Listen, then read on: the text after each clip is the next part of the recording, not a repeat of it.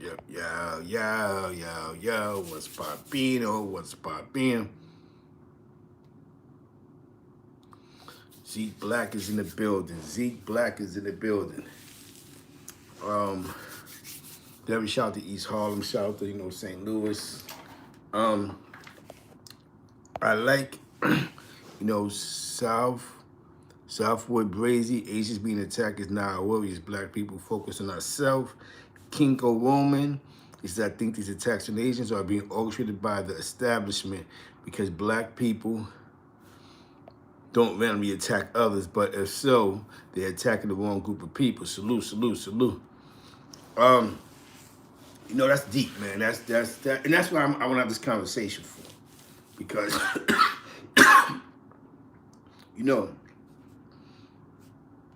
since World War II, the Asians have the establishment been on them since World War II. It's popping, bully ho, it's popping. Since World War II, you know what I'm saying? They had the camps and all this craziness because of what happened at Pearl Harbor, plus what was going on in World War II. But salute. Now we're talking about we got the coronavirus. We got the coronavirus talk, right? So now the alleged man that was saying that it was a Asian situation. Now, in our hoods, we go through it with them, even though they have all their businesses in our hood. We got the Chinese restaurants, we got the discount stores. We know that they're in our communities. You know what I'm saying? So we eat their food, some of us 2-3 times a week. So I know most of us personally don't have no real hate for them, because most of us grew up on Chinese. They're really the only restaurants that's in the hood other than what we have. You know what I'm saying? Oh yeah, we're gonna get into George Floyd. Yeah. We're gonna touch right into this. So, you know what I'm saying? Good point right there. But let me see. Since for the days, Zeke folks included. You know what I'm saying? Yep, you're right. You know what I'm saying? That's why we gotta have this conversation, because I'm seeing this in the media, but they keep showing African Americans being the one popping on them. And that's why I'm having this conversation, because it's like, wait a minute, whoa. You know what I'm saying? So now all of a sudden it seems like the people that's getting charged with these hate crimes are African Americans. I guess whatever happened in Georgia, I don't know what that was about, but what I'm seeing in New York City, and they're trying to, you paint this weird picture. Yeah, I was in Osgenberg. You know what I'm saying? So they try to paint this weird picture. You know what I'm saying? So exactly, like it's this weird picture of how the hate crime is going and who's doing the hate crime. Now we know we got psychos out there. In 98, I was in '08. No, '09, '10. So that should just be on point out here. Now I'm gonna give you how propaganda is deep, right? Media hanging, right? So now you have a trial going on. Think about this. The last two I seen in New York City was African Americans popping on them. You know what I'm saying? And it's like, wait a minute. You know what I'm saying? I know Trump was getting his message across, but this is definitely, they throwing it on us. You know what I'm saying? Like, we're just, and that's what I was getting at. They've been in our communities. Like we could have been. I'm pretty sure we done robbed a piece of man here and there and did some violence. You know what I'm saying? But all in all, if we've been targeting them, then they wouldn't be sitting at our corners. You know what I'm saying? Because it'd have been a collective thing of getting them out of here. You know what I'm saying? So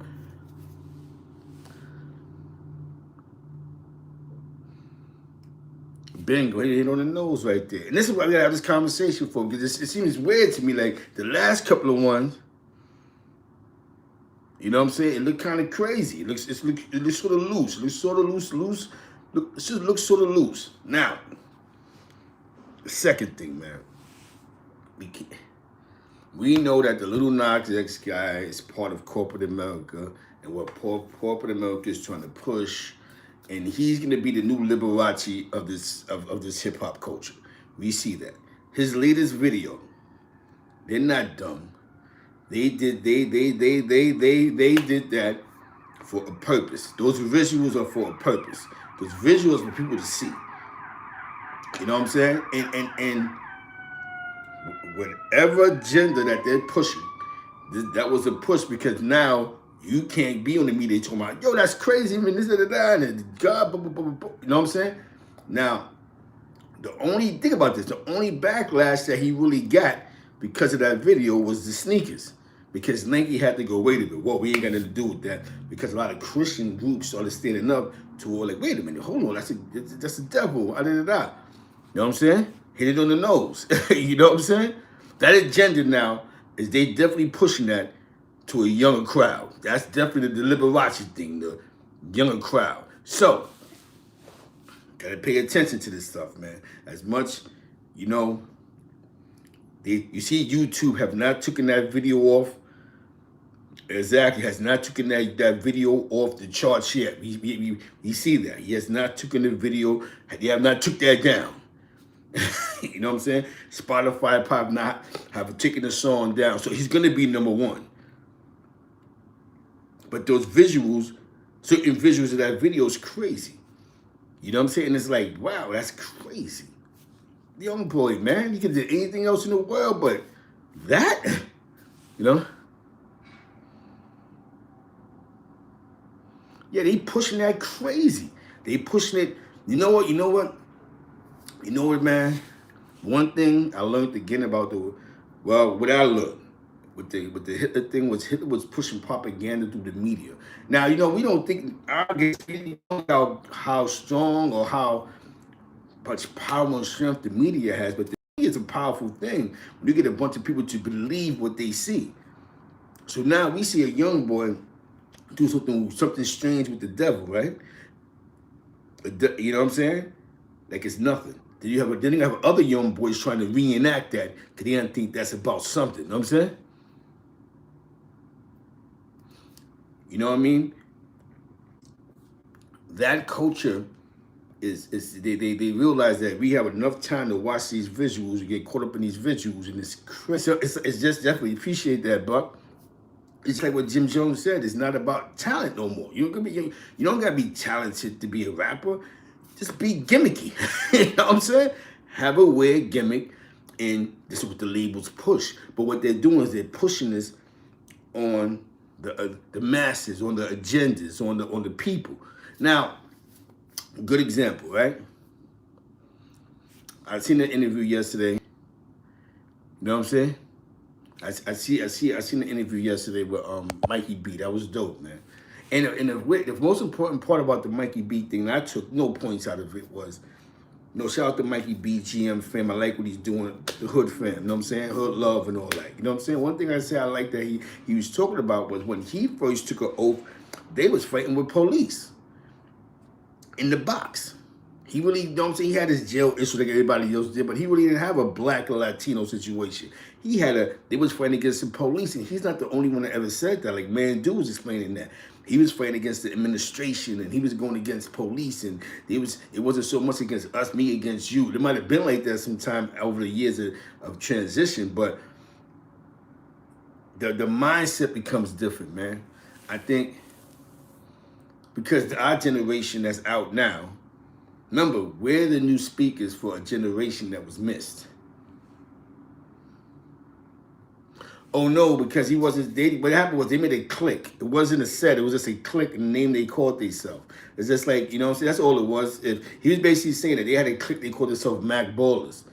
But it was a little click. It wasn't like a set. It was like we're a click within the set. Like, yeah, we're the Mac Ballers. And it's just, you know, the name probably stuck to where, you know, Larry O and them was doing it in a block. Maybe one of the first Mac Ballers that was around them went to the block with that. You know what I'm saying? Like, yeah, by our Mac Ballers, we get money, and who knows? He never really said that. He never said who was really the participants of that. It was just a click within a click. That's all it was. It wasn't a set. They probably had no code. It was just, those are Mac Ballers. You know what I'm saying? They had like a unit, like a little click. But who would have thought that 10 years later, 15 years later, Mac Baller Brim would have became what it is. You know what I'm saying? So, you know, these are ideas. Like whoopty. Who would have thought the word whoopty but it became a 200 million view song. You know what I'm saying? So, you know, a lot of things that we create that come from what people will look at negative in a positive world becomes money, right? How many times French Montana screamed out macaroni and Mac Baller, and they used the slings, right? You know, the Queen. You know what I'm saying? She about sleaze this and sleaze that, and how many times has that made her millions of views? So we orientated when we create things. You know what I'm saying? And create things, they become more a business orientated, or they themselves to it. You know what I'm saying? Hold on.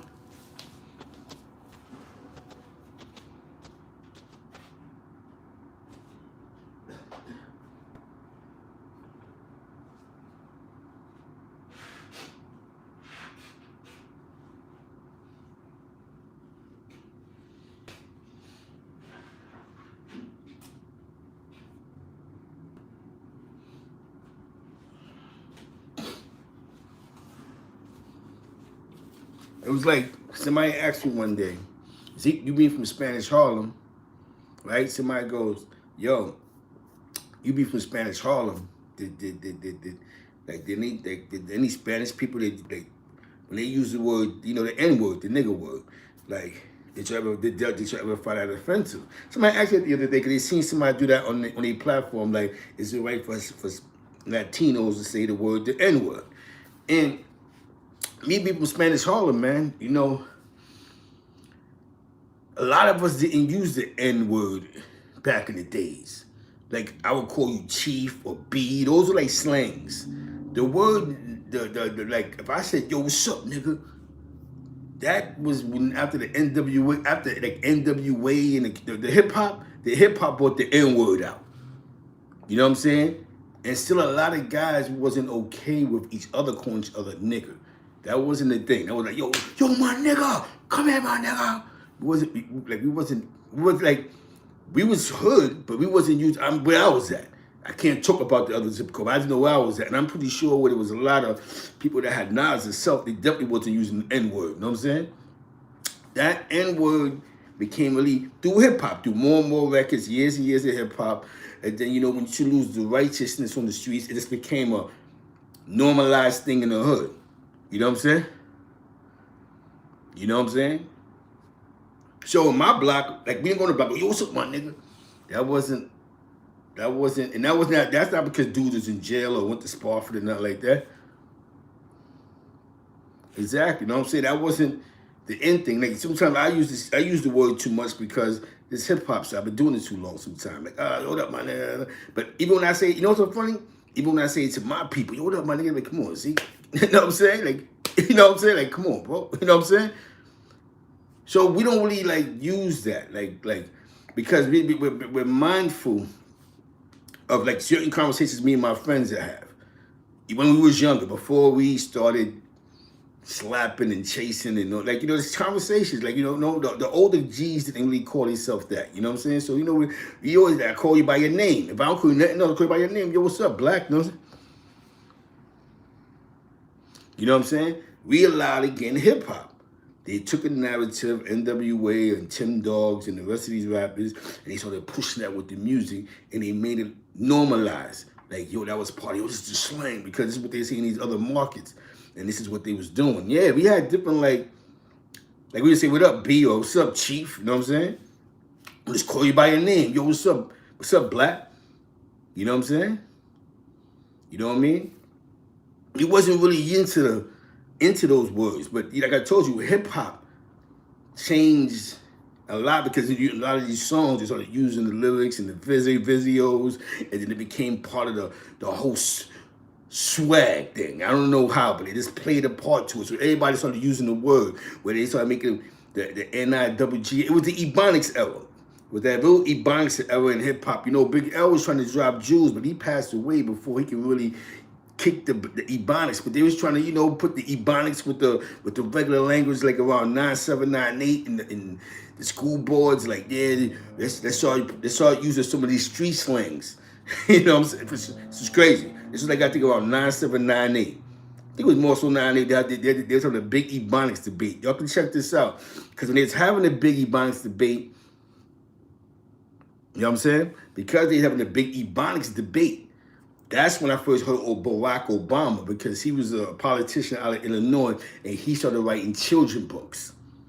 That's the first I ever heard of him. He was on C-SPAN promoting a book called about children books. You could Google this, like 9-8, 9798. I know it wasn't 99, but I remember that because the Big L was alive, and they had a big debate about Ebonics, because I think some school in Oakland, California, wanted to make like a class that taught you Ebonics. You know what I'm saying? And somewhere in the West Coast in California where a school wanted to teach Ebonics. So around that time, they started, rest in peace, Big L. He was like, they used him as a poster child. Salute, salute, salute. They was using Big L as a poster child because he had a song called Ebonics, something about Ebonics. You know what I'm saying? So they was trying to use his wordplay. I remember that around that time. You know what I'm saying? Because around that time was when, like 9-8. I think it was 9-8, because I remember that was a big debate. Because they asked me one day, what you think about Ebonics being like, what word is what word? The news came to me one day. I was at Albany walking. Hey, what you think about this word? What's the difference between cool and cool? Like, so that's, and it's crazy because we allow corporate America, you know what I'm saying, to dictate what goes on in the hood. Yeah, corporate America began to make slang an easy thing. Like, okay, you could talk your slang, but remember, we still couldn't vote. Some of us still couldn't vote. You still couldn't get jobs. But the slang thing, we need y'all to get hip with the slang, because this is the music we're putting out. So we have to make the lifestyle look good. You know what I'm saying? And it's like, we had people that was trying to educate us on that, but there was so much else going on, and the economics. We had the Yemen thing when he blew up the ship, and all type of other political things that was going on that was beyond us. We had the first Desert Storm, the second Desert Storm. See, what happens with us, right? Deputy Salute that. What happens with us, right, is that they've come to the conclusion of we're just like, this is how we're gonna make our money. It's just like what happened here in St. Louis. You had 3 Caucasian cops beat up on a African-American cop at a rally. The African-American cop was undercover. They beat up on him real bad. They jumped him. They went to trial and they just won. They all got acquitted. This has happened yesterday. 3, you know what I'm saying? They was all white with an all-white jury. You know what I'm saying? So this is what still goes on in America. Black man gets beat. Bad enough he was not an African American, he was a cop. You know what I'm saying? He was undercover doing his job. And they put hands and feet on him. Sharon Young, what's poppin'? That's crazy. This happened in St. Louis, bro. Just happened here. So when you see on the news that they throwing chairs out the window and you know what I'm saying? Definitely Mark Rodriguez, East Side. When they throwing chairs out the window, that's because the politics here is different. You gotta remember, we're in a red state. St. Louis is as big as the 5 boroughs. Then you have Kansas City. Other than that, the rest of Missouri is, you might as well say the rest of Missouri is rural or red states. Eureka, you know what I'm saying? Deputy shout out to the 40 Wolves on the west side. So you gotta understand the politics here, the people that's actually controlling the state, the people that's running the state. Trump supporters, not even Trump supporters, red state, but, you know what I'm saying? So in the city like St. Louis or St. Louis County, they're fighting. It's crazy. The politics is crazy, but you would never understand it unless you live in it. You know what I'm saying? You know what I mean? When you hear 300 kids dying on the north side, listen, this state, no, it shouldn't have. It's a gun state because 80% of the state is rural. You know what I'm saying? But their highest crime rate is in the city of St. Louis. They got 250 bodies. Babies is dying here. You got young boys running around with legal guns, 16, 17 with legal guns, with no jobs. What you think is going to come out of that? Carjackings is crazy. Somebody just got carjacked the other day. Y'all think the Uber situation is crazy. Look at what just happened the other day. Somebody at the gas station, some little boys ran up on them. They shooting out. This is what goes on. You can't get out your car without locking your car door. This is for real out here, man. Last night, a young boy got shot, I think with his pops or something, running down the block. His pops got shot in the back. He got hit in the foot. It's just gun state, you know what I'm saying? It's Papino. So the law is still in the favor of the man when it comes down to the politics.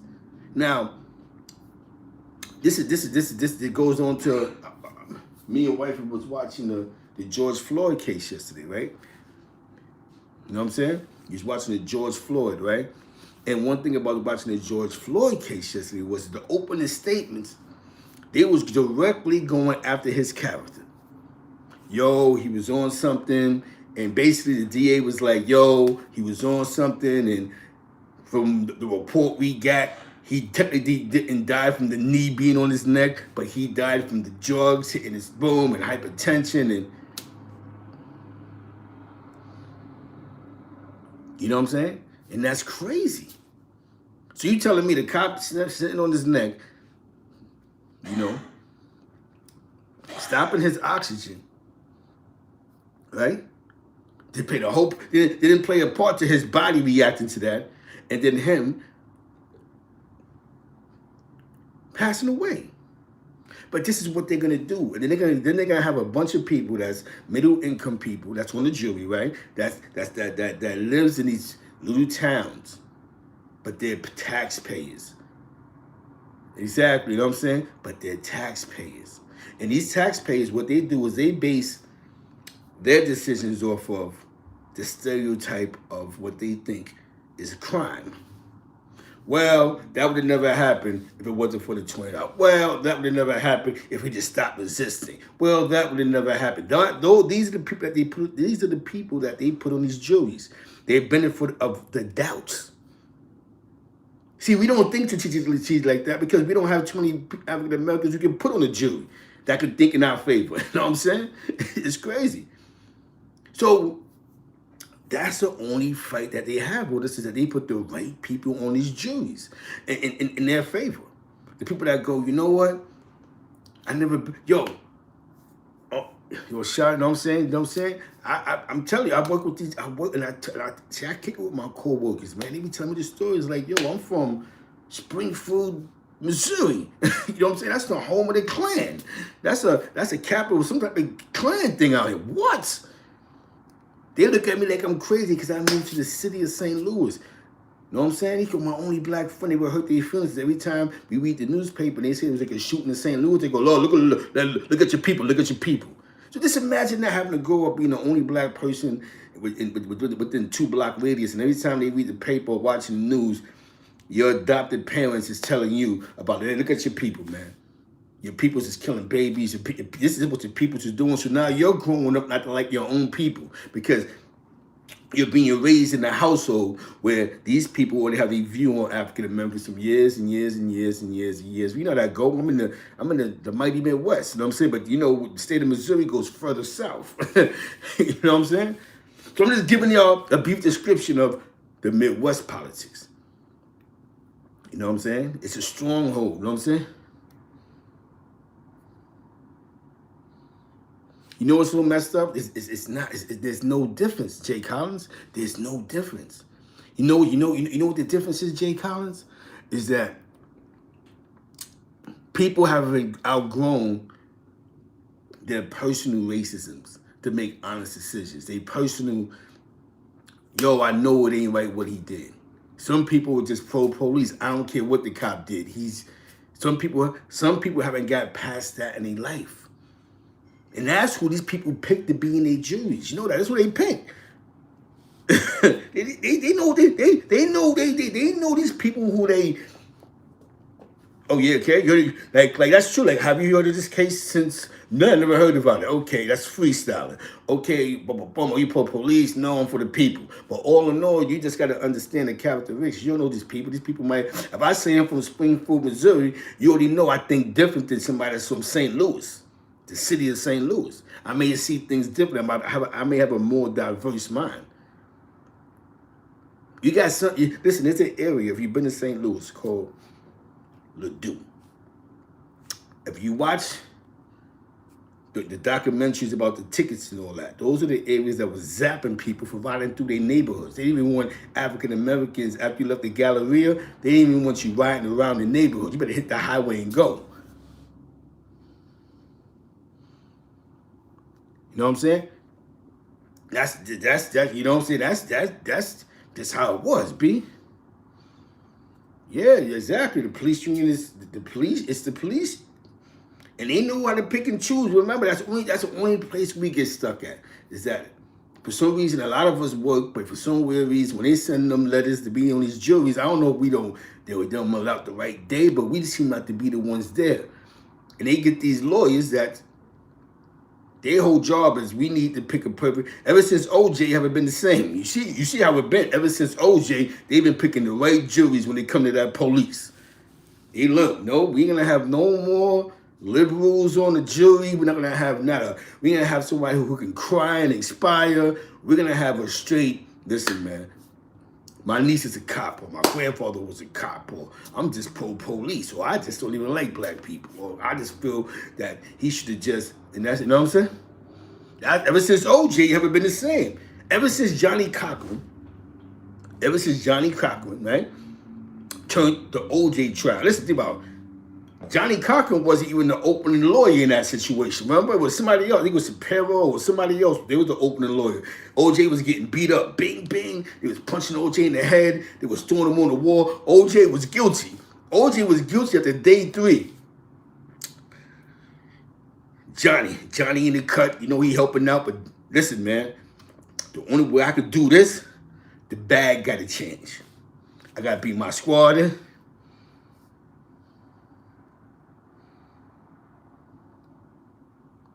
Okay, when the families accept the money, that's a way of saying the Ricans know exactly. You ain't never lost ya. You know what I'm saying? Exactly. Listen, don't burn this city down.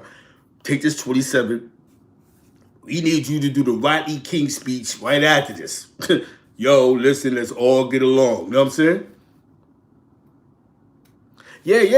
Kim Kardashian pops was on that case. But in the beginning, I think he had like 6 lawyers. You know what I'm saying? But Shapiro, I think, was the opening lawyer, and he was getting OJ hit in the ribs and all that. OJ was getting, one of them was the opening lawyer. OJ was getting punched all in the head. Then he had to go back to the bench. They brought Johnny out. When they brought Johnny out, Johnny brought him in America versus LAPD. Now that's one thing the whole jury can agree on. The one thing the whole jury can agree on, LAPD was the worst. You know what I'm saying? So that's what he did. He put, it wasn't OJ versus the people versus the state of New York. You know what I'm saying? So it might be good, man. It's a diverse trial. This might be good. This might be the only way he get convicted unless they're just blindsided. You know what I'm saying? Unless they're just blindsided to the fact. Or let's say just feel that we should be submissive to police. That's the only way we're gonna lose to this one. And no, honestly, man, I think he had like a brain tumor. They say he had a brain tumor.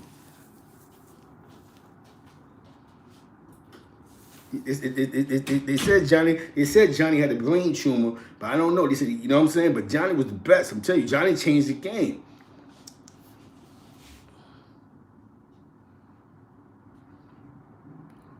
That was the biggest alley-oop. We were surprised. Oh, I ain't gonna lie to you. OJ, right? If you following that, right? All signs led to that he did it. You know what I'm saying? You know what I mean? Remember the white Bronco? I ain't gonna front. I was like, where's he going? You know what I'm saying? He in the Bronco. He get out the Bronco. He spazzing. Where was he riding those? I don't know. But he had Johnny, and Johnny presented a different case. He changed it from the people of California versus Donald James, whatever his name is, Simpson, to the people of California versus the California Los Angeles Police Department. And I'm not gonna lie to you, I learned so much about the LAPD during that trial. It was crazy. Like, yo, LAPD, they really. So when we seen colors and they was throwing dudes against the wall and the task forces, that was it brought you back to that when you watch Colors or Boys in the Hood, and you know what I'm saying? Like, yo, this cop is really a dirty cop. You know what I'm saying? And this was a high-end case. So, you know, you got some people, man, that believe that African Americans or this African Americans, people of color, you know, a lot of our Latinos need to be submissive to supremacy. And since they can't do it so much on the workforce so much because now we're getting these jobs, as in these corporate jobs. We got a long way to go, but we're getting these political positions. A long way to go, but we're getting there. The only place that they can attempt to control is the police department, man.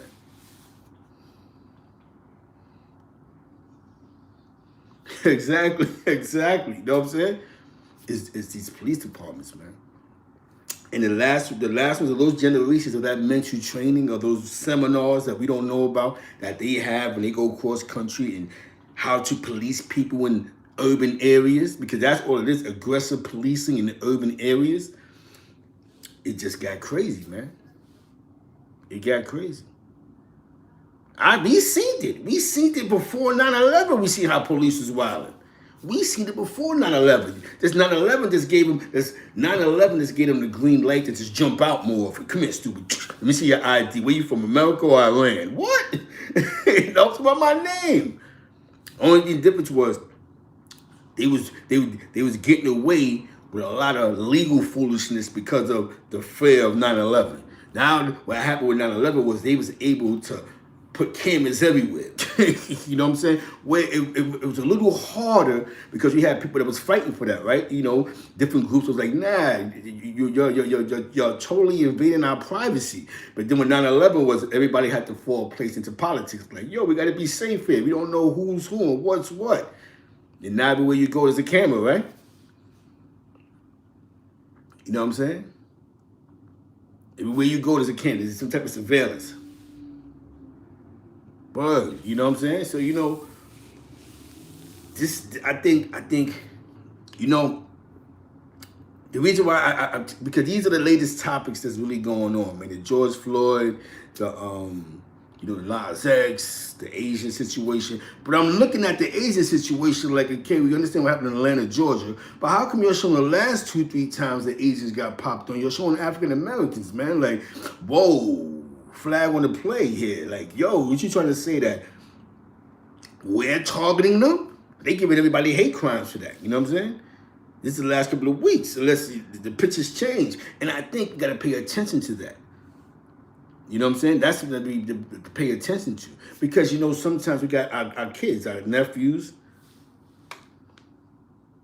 You know what I'm saying? We got our kids, our nephews. We have, you know, our kids might be walking around and they might be in the wrong neighborhood, and this might get the police. So, yo, we jumped out on them because there was a bunch of Asian kids on the corner, and we assumed that they was gonna do something crazy. You know what I'm saying? This is what they do, man, because you have to cause another conflict, because you can't be black and white no more, because the world loves, you know, the African American Black Lives Matter. Now Black Lives Matter to white people.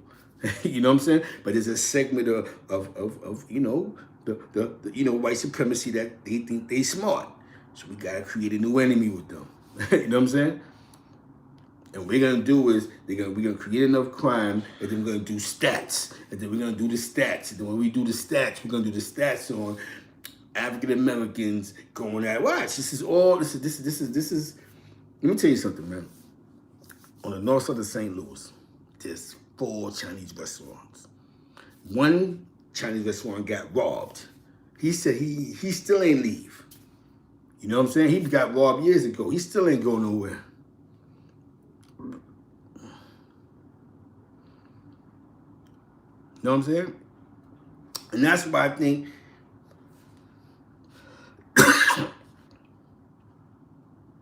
because now you can't really you see how the political agenda go, right?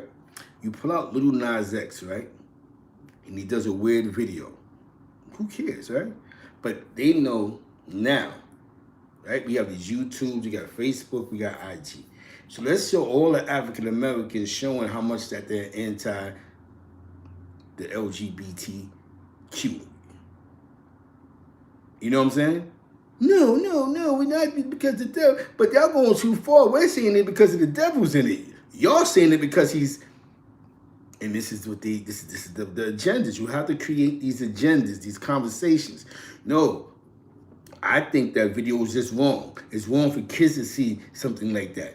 That's, you know what I'm saying? If you're saying that it's wrong for us to bring our kids to a strip club to watch a lap dance, why are we watching a man lap dancing on TV?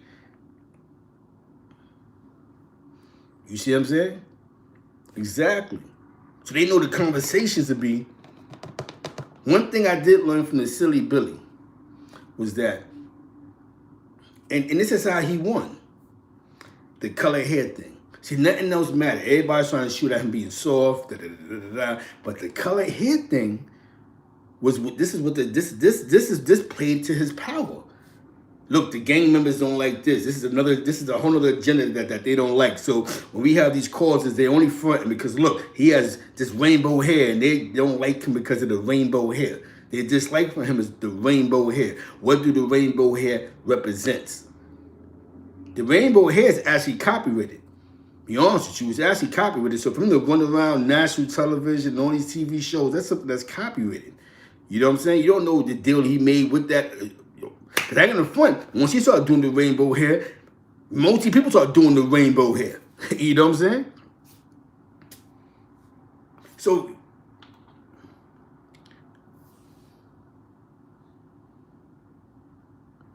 hit it on the nose, man. Because now they can't get us no place else. Like I told you, Black Lives Matter to a lot of white people in positions of power now. Rules are changing now. Now for every white man we hire, we're gonna hire 2 African Americans. We're gonna hire 2 sisters. We're gonna boom. Now the conversation has changed because people are being mindful of what type of legacy they wanna leave. You know what I'm saying? A legacy they wanna end with. You know what I'm saying? And it's so deep, man. And you know, normally I don't do lives on this. You know what I'm saying? But I think I have to do more lives on the people, man. Like, lives that deal with, you know, it's okay to talk about the penitentiary and, you know, we talk about the homie here or who got shot over there or who's getting money on the block. But there's also real issues in the world that we deal with. We have to cope with every day. And that everyday cope, I think, it's a bigger world. Yep, he did a song with Nas. Shout out to Nas, man. He wanna, you know what I'm saying? You need to capitalize on the moment because right now, Black lives matter to white America. That's a pure factory. White lives matter to white America. When it comes to, because now it's a good look. It's a good look to have an African American executive now. It's a good look to have, when you walk in the office, see 20 African Americans. Certain places, they're still stuck in time. But a lot of places, they're changing the narratives because the mixing of the races over the years. You don't got the same old man who, remember, his granddaughter may have had babies by African Americans. So he can't be the truly racist no more because, yo, my great-grandson is African American. And it's not the same no more. A lot of these daughters enjoyed the service and they got twins by little Maurice. You know what I'm saying? So now it's people see things differently. Some people are stuck in their ways though. You know what I'm saying? And this is where we got to come in at. We got to play the part. Certain things we have to denounce and some things we have to speak upon to create these conversations. The conversations have to be created. You understand what I'm saying? You know, I'm telling you, just in St. Louis, seriously speaking, man. You know what I'm saying? It's foul because, hold on one second, party people. This is weird. They had an all-white jury like it was his 50s. How y'all find an all-white jury? 3 cops, they all got acquitted. You know what I'm saying? For beating up on an African-American cop. One of their own that was just undercover doing a riot. You know what I'm saying? So, you know,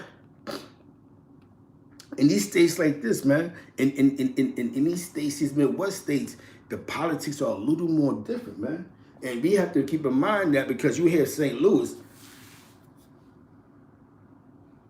Hold on a second.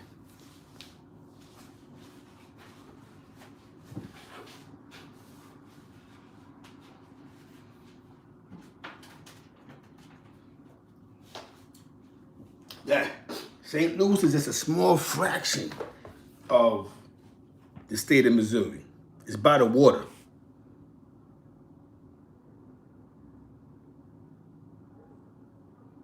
It's deep, man. The city of St. Louis is just by the water. And it's funny because I was telling the wife the other day, we was riding through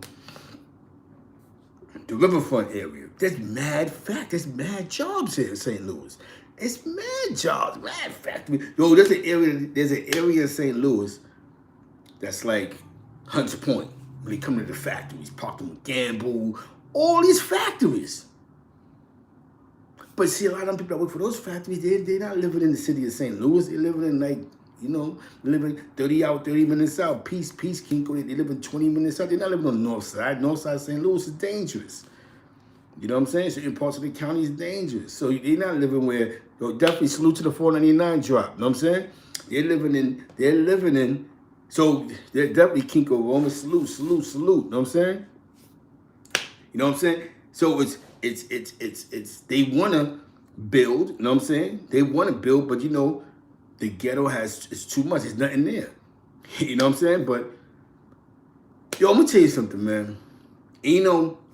Certain part of North St. Louis, like old Harlem. You know what I'm saying? A lot of tore down buildings. There's a place where the St. Louis Cardinals used to play at before they went downtown. There's different areas. So I see this, and that's why I bring this to y'all, man, is that politics is what changes the game, what shapes the world, man. And we got to pay attention to this. Like I was saying a week ago, not that I was saying it, but only thing they're going to do with George Floyd is shoot at his character all day. They're going to try to make people believe that this guy put himself in a situation for that to happen. He didn't, man. You know what I'm saying? And sometimes the reason why the police do what they do is because they feel they can get away with it. You're not like we do things, we know we can get away with it. That's why we run and dodge and hop over gates and get bit by dogs, because we know I'm not getting away with this. But most police, they feel they can get away with it. Politics. They feel like, man, they're gonna put a jail. I'm going home once. You know what I'm saying? I'm out of here. I ain't worried about that. You know what I'm saying? That's exactly how they feel, man. And why do we give them those power for? Because a lot of us don't like to go to juries. I don't know why. We have to start going to these juries, man. Listen, if the agenda is Black Lives Matter, just start making it matter then. That's the agenda, right? Because everybody else gonna benefit off of Black Lives Matter, right? The world knows that Black Lives Matter. America wants to clean up its image real bad right now. You see what's going on in Mexico? The camps. They have these people in these camps. COVID all over the place. 1,000 people in a small room. It's crazy, man. You know what I mean? So, hold on one second.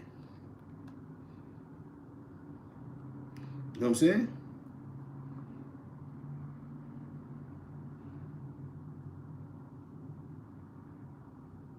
Now check this out. This is CNN, right? Now check this out. A federal jury, actually a federal one, you know what I mean? A federal jury in St. Louis returned a mixed verdict Monday in the case of 3 police officers accused of beating a fellow officer working undercover. Luther Hall, who was identified in a civil suit he filed when undercover in 2017 during a protest concerning another police shooting of a black man. Hall himself is black. His lawsuit states all the officers involved in the assault are white. It was during the protest that officers allegedly assaulted Hall. His civil suit said the assault caused herniated disc, a rotator cuff tear, a concussion, a bruised tailbone, as well as contusions, abrasions, and other injuries. The 4 officers was indicted in 2018 in connection with the assault. Those officers was identified as Dustin Boone, Randy Hayes, Christopher Myers, and Bailey Coletta. A 5th officer, Stephen Corte, was named by prosecutors as being one of 3 officers along with Boone and Myers, who threw Hall to the ground and beat him.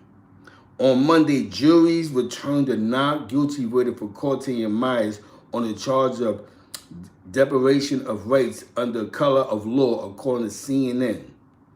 A mistrial was declared on that same charge for Boone. Additionally, Cortez was found not guilty to lying to the FBI. Myers had a mistrial declared on a charge of destroying evidence, the affiliates reported.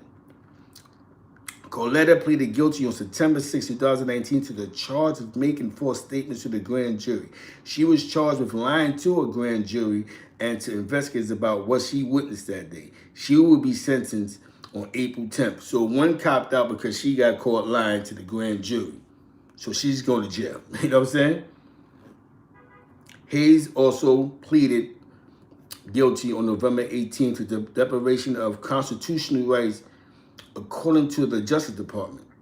Now check this out. This is deep, right? That the police beat up on an African American man, and this is the law. This is the fight they had, right? Deprivation of constitutional rights. So maybe we do got a lot of rights in the federal court that we don't even exercise. You know what I'm saying? CNN has reached out to attorneys for Hall, but emails and phone calls was not returned Monday. A U.S. attorney office spokesman told CNN the office has no comment at this time as the case is active pending pretrial. You know what I'm saying? It's crazy, man. This is the politics we have to deal with. He's a cop, you know what I'm saying? And he's fighting his own. Yes, he gets beat up on by his own cops, and it has to. And this is what they do, man. Yeah, it's a fact, man. So we gotta put. We know better, man. So this is the agenda we need to push. You know, even though some of us can't become cops, you know, some of us can't become great lawyers, and I think some of us can become lawyers if we get enough years of staying clean away from the situation. And depends on what state. And you gotta sit in front of a commission. I don't know, but we need to put this in people's brains, not to be better gang members. You know what I'm saying? We don't need you to be fine-tuned gang members. We get it. We need you guys to go a little bit out the box, because fine-tuned gang members only get OSHAs. You know what I'm saying? We need you in a. We need you in that. We need you. In that political office, you need to know in those court chambers. Shout out to my man Lewis Williams. He's going up for debate. He's actually on the ballot for, I think, councilman in Albany or assemblyman in Albany, New York. Lewis, yes, Lewis Williams. I knew him for a bunch of years. He owned a barber shop. I knew him when he first had, you know what I'm saying? It doesn't matter how long I knew him. I knew him for a long time. Shout out to his brother Larry. That's my guy, the cab guy. You know what I'm saying? He ran for politics. Now, there's a family in Albany, the Robinson family. I know Gotti, I know Shine, I know them guys, man. Now, these guys came out the feds. They caught Fed charges, came home, ran for politics, and won. So if these fellas can do it, right, they had Fed charges. They did 8 years, 9 years, came home. One of them came home and became a politician in the neighborhood he grew up in. Every shout out to the Robinson family, you know what I'm saying? I think it was Shine, though. I think it was Shine Robinson, you know what I'm saying? But the other one, too, and the nephew, he's in there, too. The nephew father did like 25 years in the feds. Wise son. His father did 25 years in the feds. He just came home over 25. His son is also a councilman in the city of Albany, the city where their family came from. These dudes used to be on Swan Street, bro. If you was on Swan Street in the early 90s, that's them. The Robinsons, boom, boom, boom. They transitioned from the streets to politics. They own mad property. And that's what we need to focus on. Those type of conversations. You understand what I'm saying? That's what we need to focus on.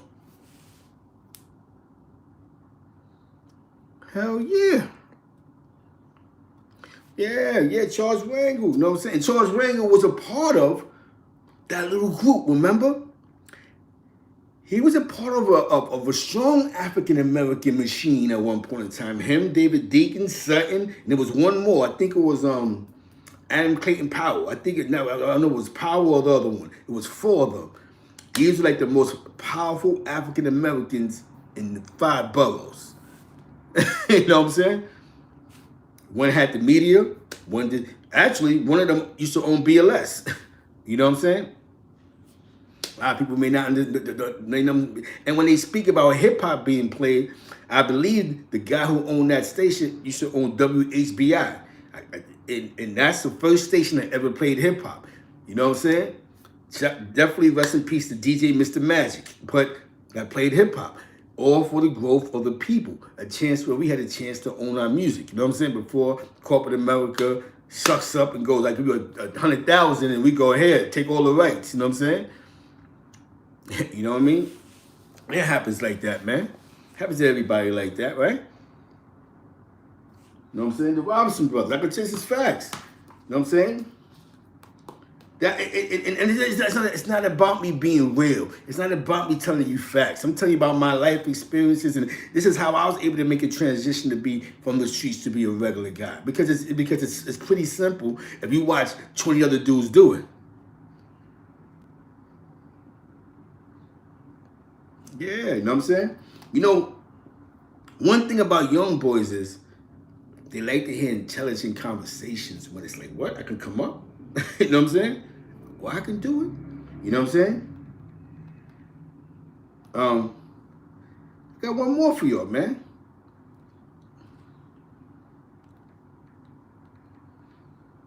You know what I'm saying? And this is you know what I'm saying? This is real, man, because I think we don't recognize our politicians, right? And you know what's so funny? Me and my man, this is crazy. Before all the politics, we had a little strange issue with them. It was weird, but they you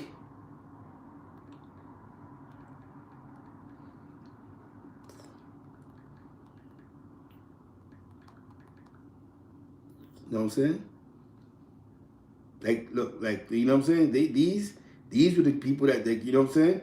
We got Jamal Robinson, that's his name, Jamal Robinson. His father just came home from doing 20-something years. That's a success story. Your father been in jail most of your life, come home, when he came home, you become a politician. You know what I'm saying? That's gangster, man.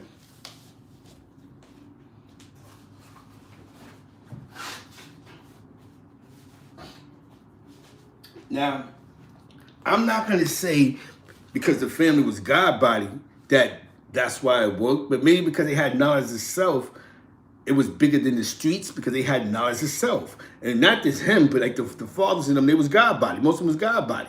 They was the 5%ers, you know what I'm saying? And so I think that might have kept them on an educated track. Because I ain't gonna front. To do 8 years here,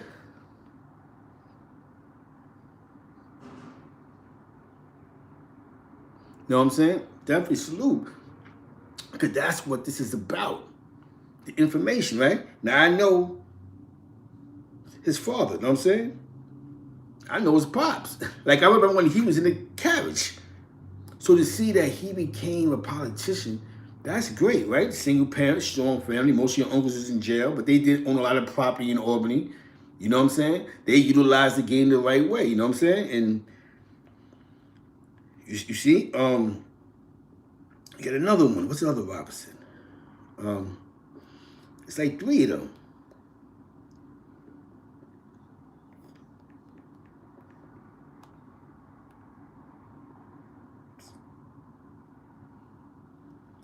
You know what I'm saying? It's like we come to a point where we do what you do, right? Now I'm gonna tell you what's dope, right? There's another guy in Albany, New York. He's running for councilman in his district. Now I know him, we played on junior varsity football together. Ducky Lawson. You know what I'm saying? When I first came to Albany, I didn't hustle. When I first came to Albany, my cousin was going to college in Albany called SUNY, New York. If you've been to Albany, New York, SUNY, Albany. So when I first came to Albany, it was Easter Sunday. We talking about 1989. Salute. You talk about Easter Sunday. This is 1989. I remember because that day my friends were supposed to go to the Ritz.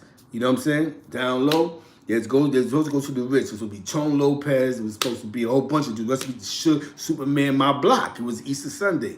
And my cousin, he came to come get me. He came. My brother, you know what I'm saying, he was in New York for the, it was Easter week. And he was like, yo, what's up? You want to come to Albany? So I'm like, come to Albany? Well, they're going to the Ritz. That night in the Ritz was supposed to be the Jungle Brothers, Tribe Called Quest. It was the Native Tongues that night. You know what I'm saying? De La Soul, Queen Latifah, Moni Love. It was that night. 89. It was my I had the baby blue and white uptowns with the straps on. It was my 89 when they first came out, the baby blue strap joints. I was like this, looking around all crazy. Cousin was like, yo, let's go.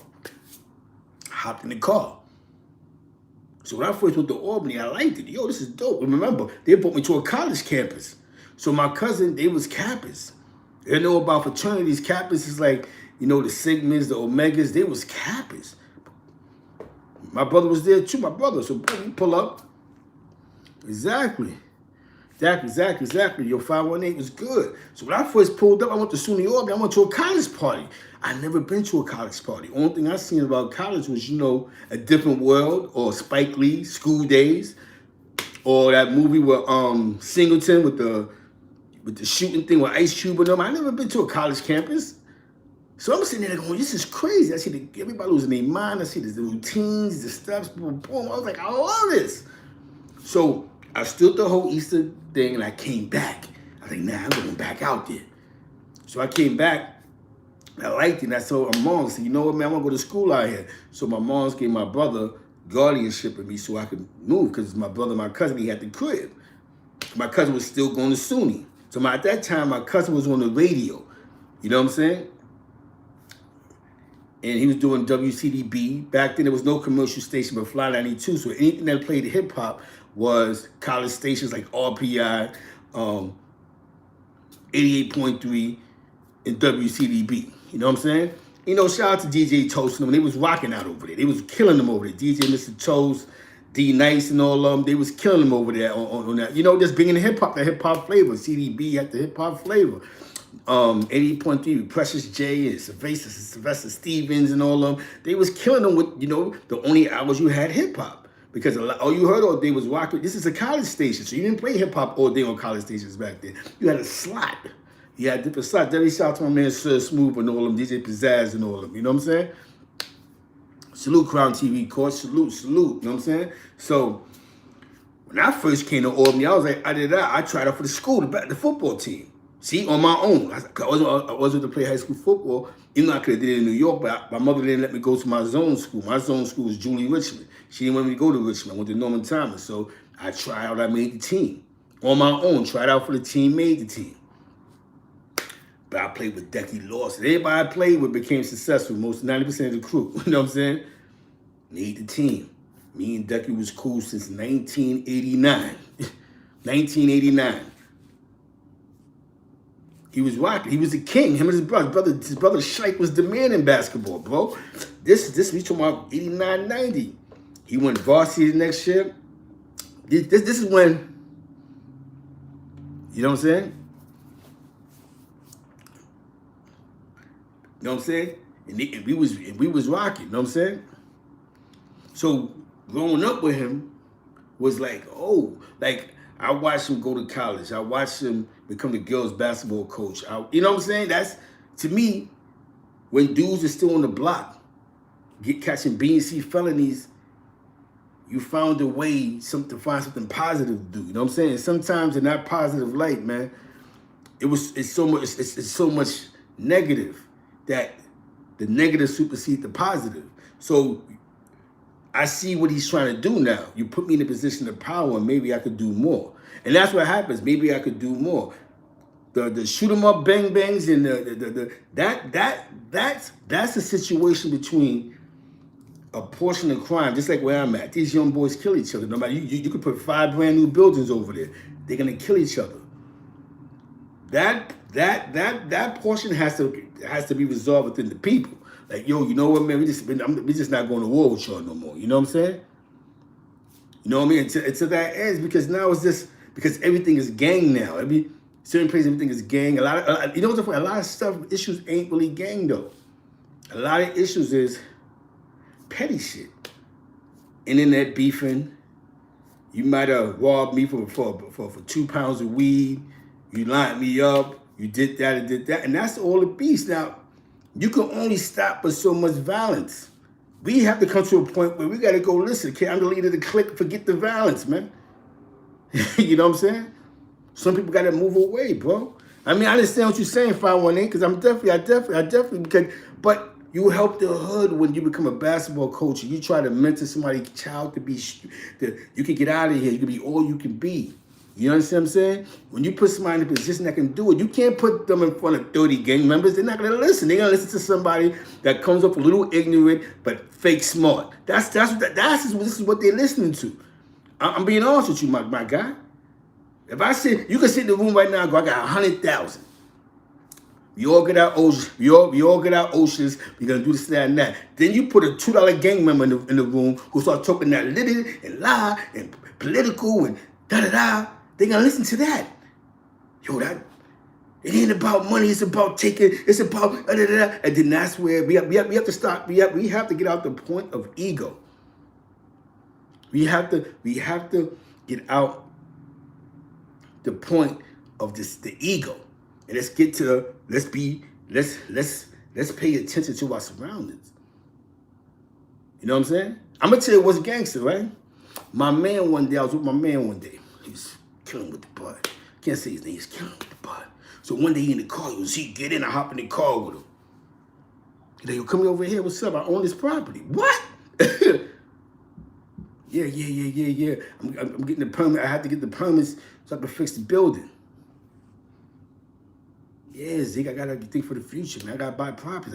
I go to these auctions, Zeke. You know what I'm saying? I go to these auctions to get these houses. That's what we can do. Sometimes we gotta do our own research, talk to the right people. Maybe, like I said, people can help. Listen, they can point us in the right direction, but we gotta want to help ourselves. Definitely salute the Boogie Down Bronx. Thank for that donation. We gotta want to help ourselves. I learned that when I came to St. Louis. I had to get jobs. I had to figure out how to do this. You know what I'm saying? I haven't had a background check in years. So when I finally came here to put some background checks in, they want. Remember, I'm from New York. They want to dig in everything. Ding, ding, ding, ding. You know what I'm saying? I had to use my head, and you know, I had to call the Department of Corrections and everything. But you see, I got the jobs. So you understand what I'm saying? We don't know it unless we do it. Sometimes we gotta not wait till somebody tell us. You know what I'm saying? Or, yo, he's in the position to help me. This is what I'm trying to do. Yo, Dad, come here, man. Yo, my grandmother died. I got 60,000. What you think I should do with this 60,000? And so you'd be surprised what direction somebody will point you in. What you trying to get into, man? Let me tell you something, right? I was in the Bronx on in the Drosneck area. Not even the Drosneck area. You know the Bruckner? What's that street that go across that goes from when you're in the Bruckner, but there's a bridge. Not the bridge, but the top spot. And it goes from one side on the Bruckner Boulevard. I forgot the name of that side street, man. Country Road, country, something country. Something county or country, something road, boom, on the Bruckner. I moved the guy out of a doctor's office, a doctor. What's the stop after East Tremont? Where it's like, it's Drosneck area, but it's like, but you have to be on the Brooklyn, not Gun Hill Road. You're on the right path. Boom, Gun Hill, Tremont. And it's another one, something country. It's a diner on the road. It's a diner right there. Like, when you're coming up on the Brooklyn, you see a diner across the street. It might be East Tremont. No, you're right, it is East Tremont, because it's a diner when you're on the Brooklyn and you get off, it's a diner right there. It's a diner. Yep, East Tremont, because one side, everybody all the way down, you go to those projects, right? Oh, Ducky, your cousin, no doubt. Tell Ducky I said what's up. You know what I'm saying? You know what I'm saying? Yep, East Tremont, yep.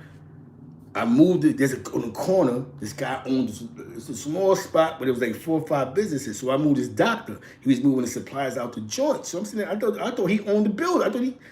The doctor was like, nah. I met the landlord. The landlord was some little short, chubby Italian guy.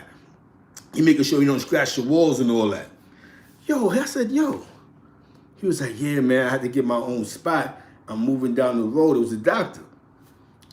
He said, man, I was paying $100,000 a year rent. And I sat there and said, so you telling me the guy who owned the property, he's not a doctor, but he allowed you to rent this doctor space right here. It was legal. And he was getting $100,000 a month. No. He said, no. 100,000. What he said, 100,000 a year.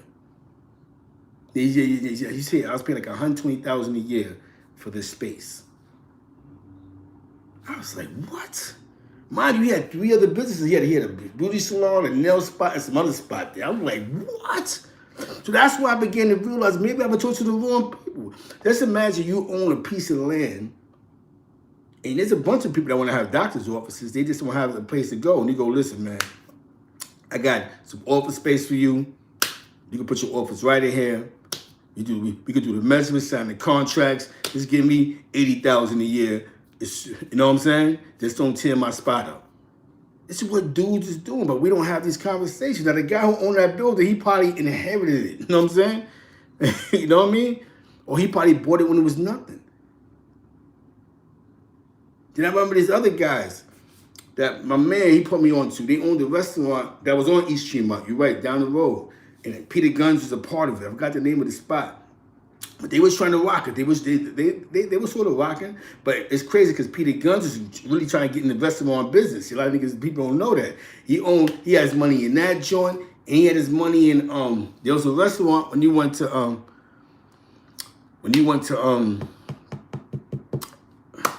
what was it, Yonkers, right?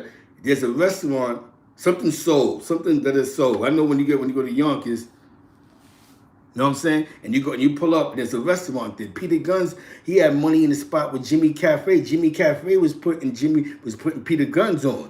There's a couple of restaurants Peter Guns had his money in because there was 2 of them because my man had a mobile car wash. And we used to wash some of their cars. You know what I'm saying? Shout out to my man E. You know what I'm saying? So, but he knew some of the dudes that was involved with the situation that was plugging them in, like, yo, boom, boom. So I'm like, yo, son, this Peter Guns on this spot. Yeah, you got the money in this. So we be thinking that these dudes running around broke, their money is into a lot of little things because they in those conversations. Now, Jimmy's Cafe, he owned a lot of, he has his hands in a lot of restaurants in New York City. Get Soul Restaurant, exactly. The one that's right by the highway. Exactly. He has his money, he had money in that. I was like, what? He's like, yeah, we talked to the owner. The owner was cool. Like, yo, what's up? Come through, we get some drinks, some free food. He started kicking it with us. Like, yeah, because the guy that was running the spot in the Bronx, I forgot the name of the spot in the Bronx, but the guy who was running the spot in the Bronx, he was saying how the partners. He's like, yeah, Peter Guns, Jimmy from Jimmy Cafe, and somebody else was in that one. So they go. So then you have to think about this. Smart, right? Yo, when it was popular in Yonkers, that food spot that the Locks own, that's real big in Yonkers, bro. Not just African Americans go there, everybody go there. You know what I'm saying? Word. That was a popular spot too. So people do got their money invested. See, one thing about, y'all may not understand business, right? They juice bar, not just African Americans go there to the juice bar. Man, you'd be surprised who pull up at their juice bar in Yonkers. And I heard they got a joint that they got with, I don't know if it's still open, but they had a joint with Angela Lee and all of them. They was doing a spot with them, a juice bar in Brooklyn somewhere. Don't because people begin to have conversations and they want to invest their money into where, okay, I could get some money out of this. And it's legal bread. This, you know what I'm saying? Then you can uplift your community, right? You know what I'm saying? Because you don't think for 1 minute you having a business in the hood, you're not gonna get no tax breaks. You know what I'm saying? It happens all the time, but that's business. It's nothing personal, it's business. So this is how you're able to hire 5, 6 people because you're not paying that many taxes because you're in the hood. You know what I'm saying? Now that to have a store in the hood and you hire out the hood is bugged out, but You know what I'm saying? That's a practice that we have to get into. You know what I'm saying?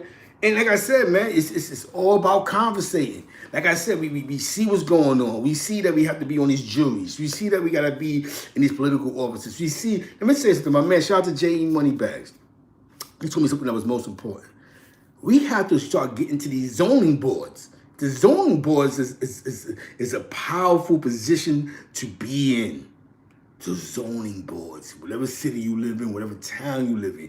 These are the people that dictate what can you build in your building and what you can't build in your building. What can you remove and what can you take? These zones, these are the people that still control your life, because you could buy a house, but you can't really do nothing unless you get certain things approved by the zoning board, the Department of Buildings and all that. You know what I'm saying? Learned that with my man J.E. Moneybags. He was kicking it with me. He had to get a whole blueprint set up to go see a man that was 70, 80 years old to tell him to give him the green light, because they're affiliated with the police department, they're affiliated with the fire department, with the building inspectors. So if these people say no, then you stuck. So let's say you want to build a building that's residential. A lot of times we think a lot of property is residential. A lot of it isn't. A lot of it is business. I learned a lot being around people, man. That's why I pay attention to my real surroundings. You know what I'm saying? You know what I'm saying? I listen to a real conversation. You know what I'm saying? Not about fake conversations, but it's about real conversations. You know what I'm saying? Exactly. Yo, the building, we're never in those positions. The building inspector, those are the people, right? I'm going to give you two examples. If you heard Donald Trump when Donald Trump was first beef, not bringing his name up, you heard what he said, it's still